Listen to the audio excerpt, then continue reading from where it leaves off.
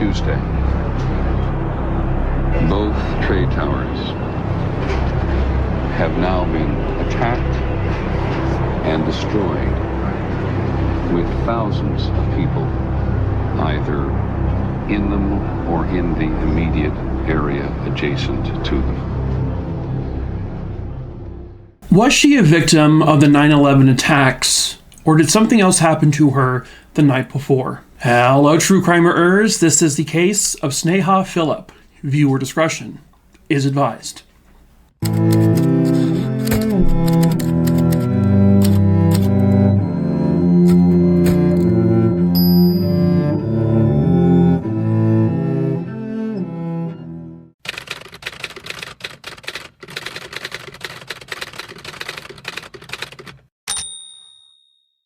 The time was 7:59 a.m. The day, Tuesday, September 11th, 2001. American Airlines Flight 11 takes off from Logan International Airport on its way to Los Angeles. Meanwhile, the streets of New York, are hustling and bustling. The traffic is jammed. People are frantically trying to get to work.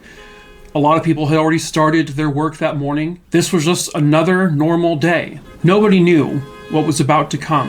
People were just worried about getting their project at work done, trying to get the copy machine working, sipping on coffee to get their day started. And then at 8:46 a.m., their lives, and quite frankly, the lives of every American, would change forever. American Airlines Flight 11 had crashed into one of the World Trade Center buildings. It crashed into the North Tower, and it crashed into between floor 93 and 99. Only one video actually exists of plane number 1 crashing, and it just so happened to be from a crew who were a documentary crew who were filming, and they were recording some of the fire department people. They heard the sound of a plane flying too low, and one of the documentary guys just happens to turn his camera at the right moment, and you can see the plane hit the building.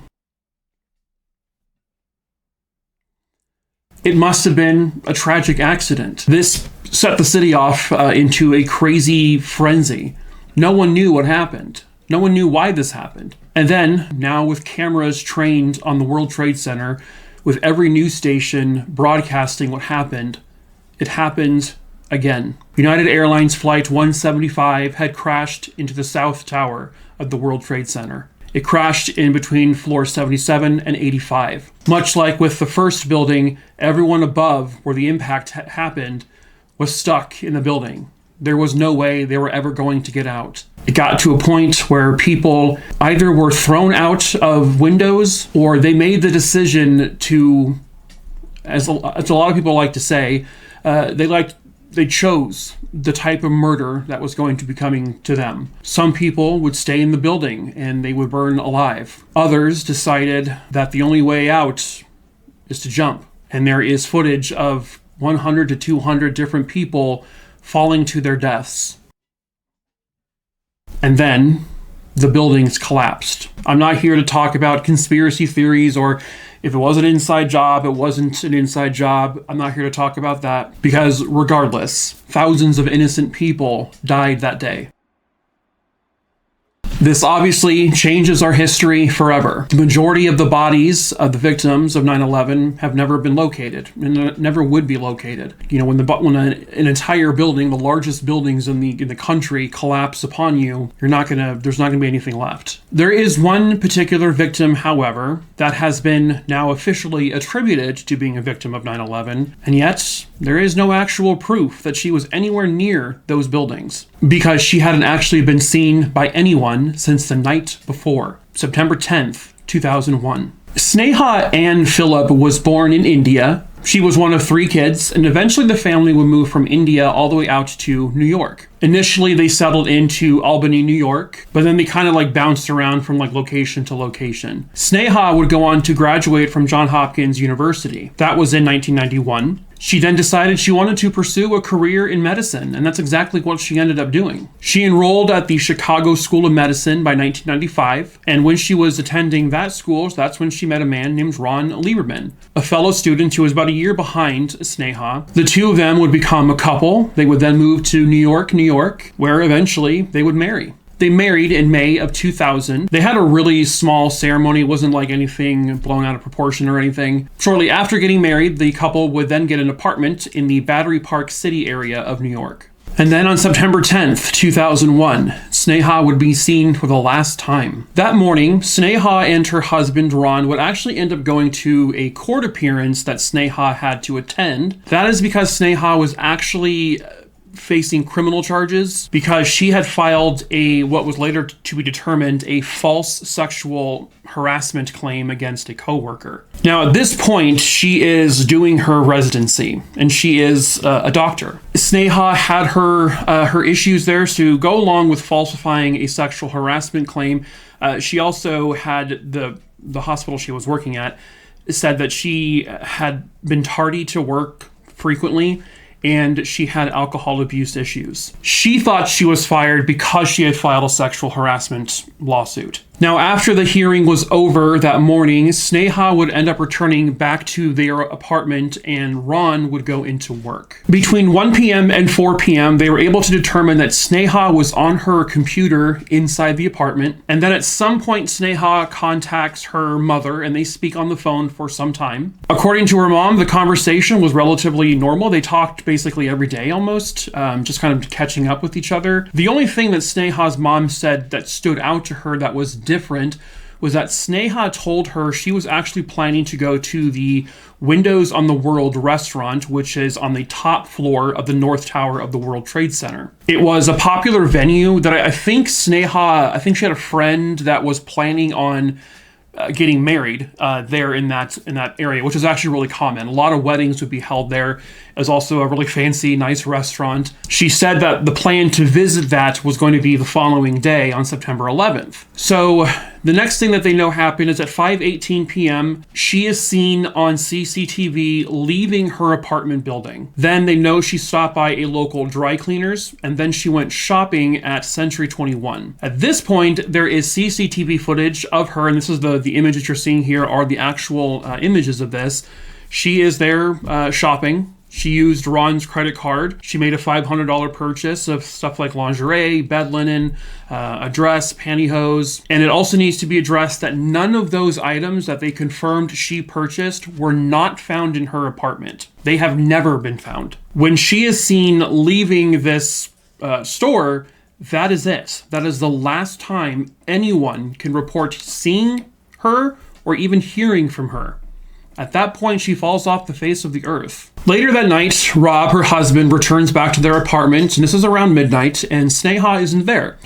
I believe he assumed that she had either gone to a family member, like a cousin's apartment, and he assumed that she just slept over there because that's something she did kind of frequently, so he didn't make any phone calls to confirm that's where it was or anything. He just got home, noticed she wasn't there, and then he went about his nightly routine and went to bed. He woke up the following morning, September 11th, and Sneha still wasn't there. Again, it wasn't insanely unusual for that.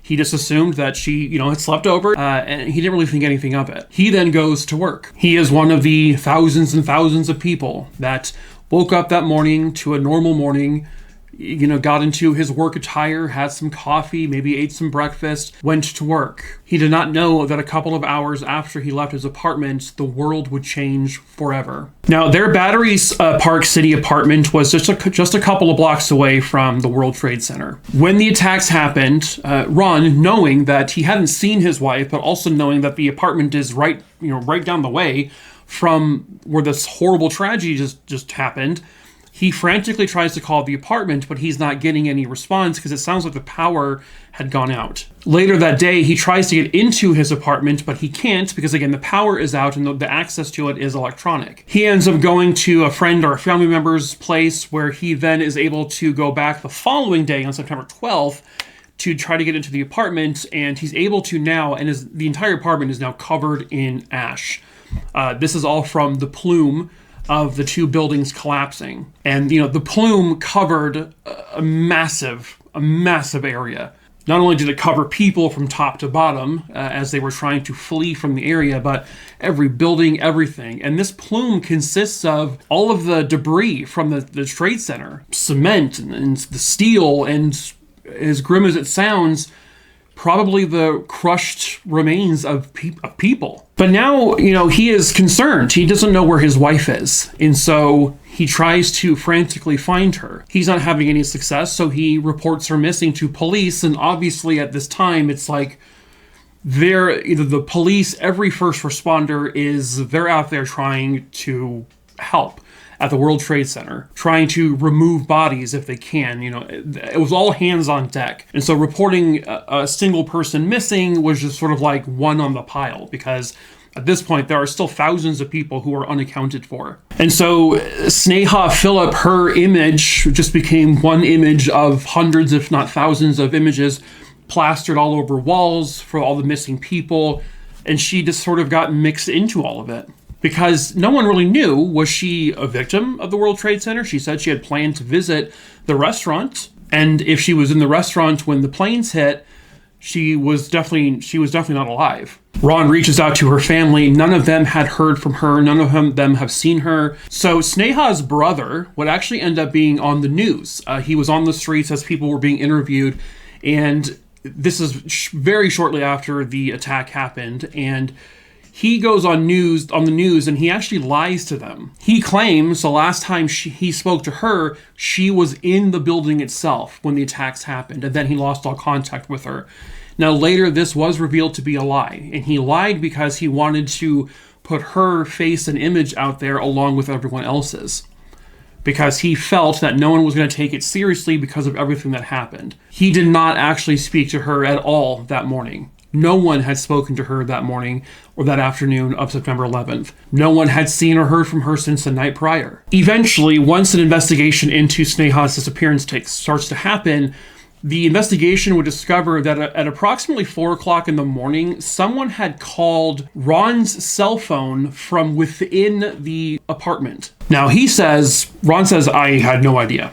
I had no idea that ever happened. Ron, by the way, is also in the medical field. He is also a doctor. At some point in their investigation, while combing through, CCTV footage, there is a potential sighting of Sneha. This surveillance footage was apparently from just outside of their apartment at 8:43 a.m. on the morning of September 11th. Now, the woman they see is someone who resembles her, but they had no way of verifying if it actually was her. There were similarities, but there were also differences. The woman is seen going into the building and approaching the elevators, but then she is seen walking out of it and walking away from the building, and they never see her come back. But again, it was actually, no one could confirm it was her. Like, not police, not family.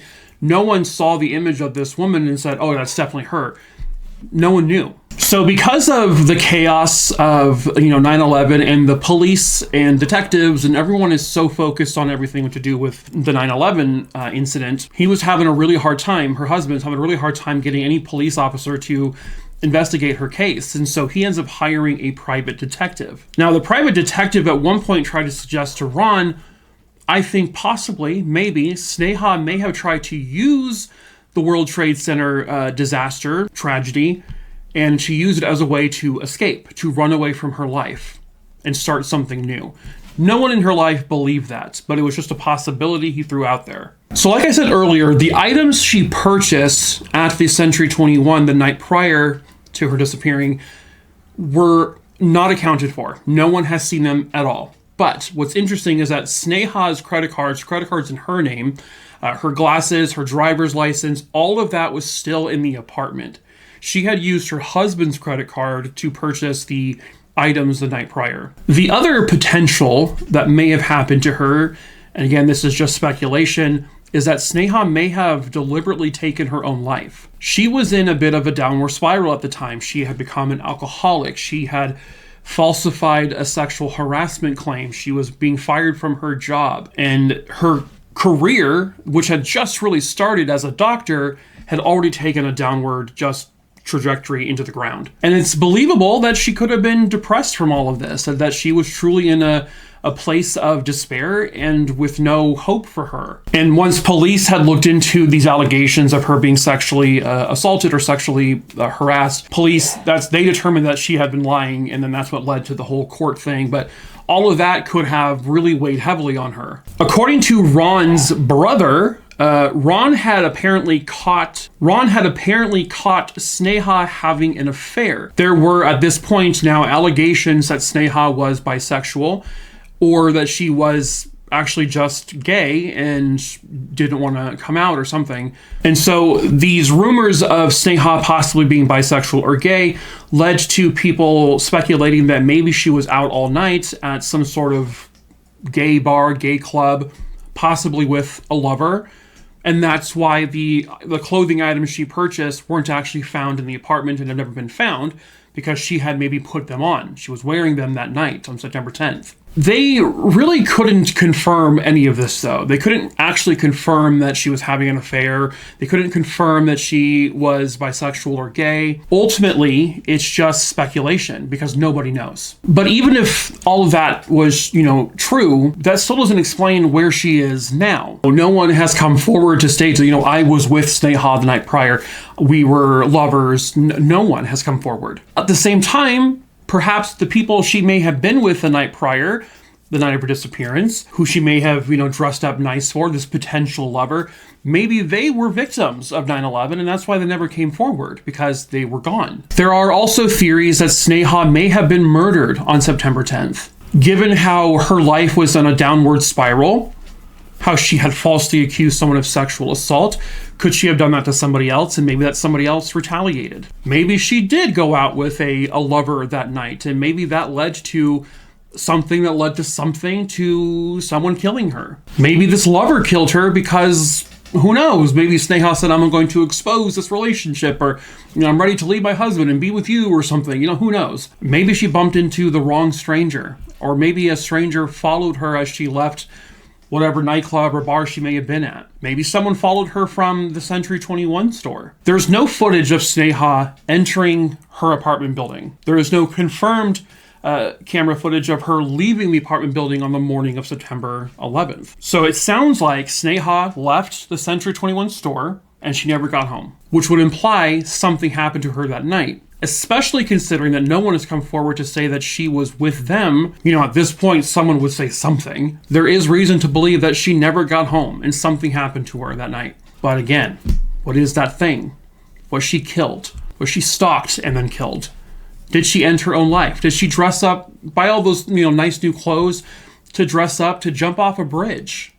And then it just got swept away. Very possible. And the concept of potentially Sneha leaving her life behind and starting anew, well, the timing would have probably been perfect, because everyone is so focused on what happened at the World Trade Center and also the Pentagon, and then when the other plane crashed in Pennsylvania. All of this was a whirlwind. The entire country was focused on this. Perfect opportunity to pick up and leave. No one's going to recognize you. No one's going to spot you, because everyone is so focused on this. It could have been the perfect, and obviously not intended, cover story for her to leave. And then the final theory, and this is a theory that a lot of people believe, but a lot of people don't. Because of her medical background, because she had been a doctor, and she was a doctor technically at the time this all happened, there is belief that maybe she did start to, go towards the World Trade Center that morning with the intent of going up to the top floor to look at the restaurant. But possibly the attacks happened, and she decided as a medical professional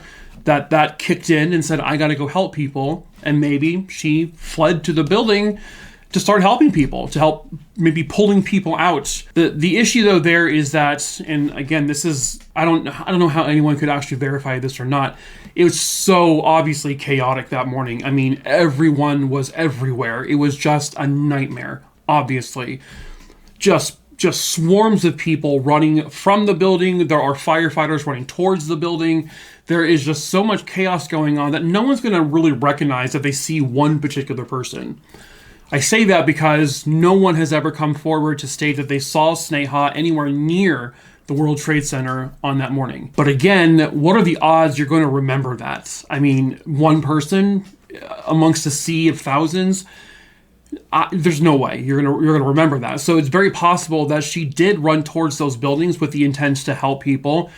Many people probably saw her, but just don't remember seeing her. And in this moment of trying to help people, the buildings collapsed, and she could have become a victim amongst the rubble. These massive now piles of debris that were the World Trade Center, the bodies that, fell with the building and were crushed were pulverized. They returned to nothing. And that could be a reason why Sneha was never recovered from it, because a lot of bodies weren't technically recovered. The fact of the matter is that there is no concrete evidence of what happened to Sneha Phillip. Her disappearance happened during the most tragic moment in American history. Thousands of people lost their lives.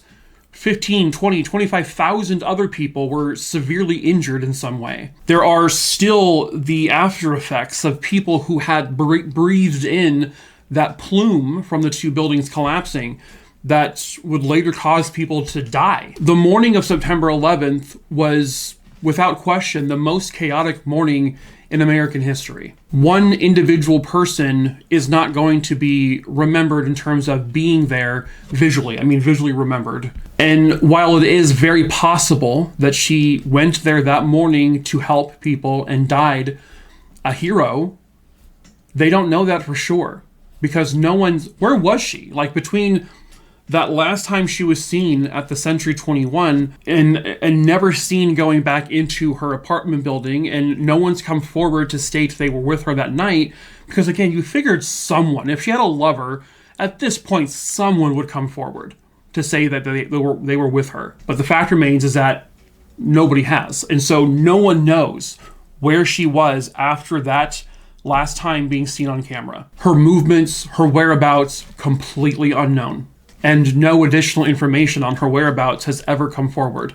And like I said earlier, perhaps the people she was with that night perished in the attacks. And once something like 9/11 happens, right, that consumes us as a people. It consumes our minds, and it tends to push everything else out. Obviously, it was traumatic to the victims and to the victims' family members. But if you really think about it, just people all over the country, it really kind of traumatized all of us as a whole, seeing what happened happen. I was in high school, I think, when it all happened. And I know that my eyes and everybody's eyes throughout the entire country was glued on this story. And so unfortunately, if Sneha Phillip met with foul play, no one's going to remember it, unless the person who killed her is still out there somewhere. It's also an impossible case to really investigate because of everything that happened. She wasn't reported missing until after the attacks happened. What kind of evidence are they possibly going to find amongst everything else that's going on? If Sneha truly disappeared, or if she was murdered, her killer, it was the perfect timing to do it, as grim as that sounds, because her case wasn't really properly investigated for quite some time after all of it. And because of the proximity of her apartment building to the World Trade Center, especially considering her building was covered in plume, dust, any actual physical evidence like fingerprints, DNA, that kind of thing is just gone. It's completely gone. The disappearance of Sneha Phillip is definitely one of the most baffling missing persons cases there is. If she had gone back to her apartment that morning and was seen, if her husband had seen her that night prior, and then going into the morning, if they had kissed each other goodbye and said, I'll see you later, and then suddenly she goes missing, you could go from that point, oh, okay, there's a very good chance, because of the proximity to the World Trade Center, she went down there to help, and she died amongst the thousands of people who died. But the fact that she was not at her apartment, according to her husband, the fact that she was not seen going into her apartment or leaving it again, really begs the question, what the hell happened to Sneha Phillip? There are multiple theories, multiple possibilities. She could have fled on her own and now is out there somewhere, and successfully she's been able to hide her identity. She may have met with foul play, possibly. Maybe her lover's lover found out and killed her. Did she even have lovers? Was she even gay or bisexual? Did she decide to end her own life and jump off a bridge, and she got some new clothes to dress up in to look good, I guess, for what she was about to do? And if she fell into the river, she's gone. Was she kidnapped and she's still being stored somewhere? That's a crazy possibility, but crazier things have happened. The state of New York declared her a victim of 9/11, and then that decision was reversed and said that her time of death or date of death was September 10th. But then, as recently as 2008, I believe, Sneha Phillip was then reinstated as a victim of 9/11. Her name, as a matter of fact, is etched onto one of the plaques there now at the World Trade Center Memorial. And so officially, as of the time of this video, Sneha Phillip is a victim of the 9/11 attacks. But are they sure of that? No. Honestly, it's really just a guess. The courts decided that there was no evidence of an affair. There was no physical, tangible evidence that she had a lover. There's no evidence that she was at some nightclub or bar. There was no evidence of anything. There's no evidence of her being at the buildings either, at the World Trade Center. And so because of all of the ambiguity and the not knowing, and there's no proof, no evidence, they had no other choice than to declare her a victim of 9/11. Again, this is given proximity to where she lived to the World Trade Center, or where she may have been the night prior. Maybe she was at someone's apartment. You never know. And so that's where it is now, is she is a victim of that. Does everyone believe that though? No. Is that something that at this point, you kind of just have to accept? Probably. Because the odds of finding her is pretty much non-existent, especially if she was a victim of that. No one has been accused, no one has been indicted, there's no criminal charges against anyone for anything pertaining to what happened to Sneha Phillip. And her case is technically considered closed. But you never know. There is always the possibility that someone else knows exactly what happened to her, and it wasn't from 9/11. And if you have information, you are asked to come forward to say, hey, listen, I know where she is. I know what happened to her. The grim truth of the matter is that Sneha Phillip vanished right before the greatest, most tragic event in American history. And she will never be found. She is the one and only victim of 9/11 that cannot be confirmed to be at the site. And so at this point, the mystery of what happened to Sneha Phillip on the morning of September 11th, 2001, or the night of September 10th, 2001, will likely remain a mystery forever.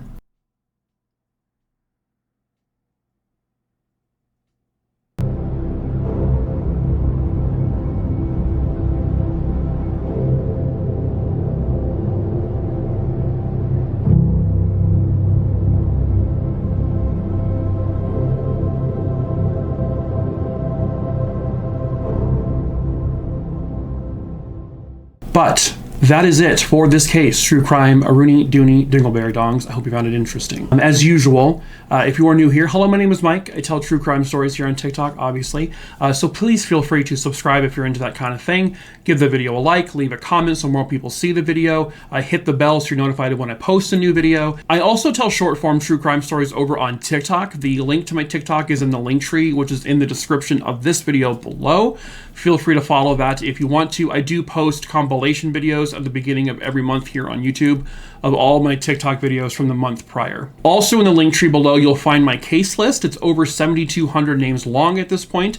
If there's a case you want me to cover, if you don't see it on that list, send me a quick email. My email is also listed below. All you have to do is send me the name of the case, where it happened, and when it happened. I'll add that name to my list. I typically pick my cases at random. However, if you are a loved one to a missing person or a murdered loved one, maybe it's unsolved, cold case, and you want their story to be told on here, just let me know that you are a family member, and I will make sure that case becomes a higher priority. But at any rate, that is it for this case, True Crime Aruni. So until the next case, ta-ta for now.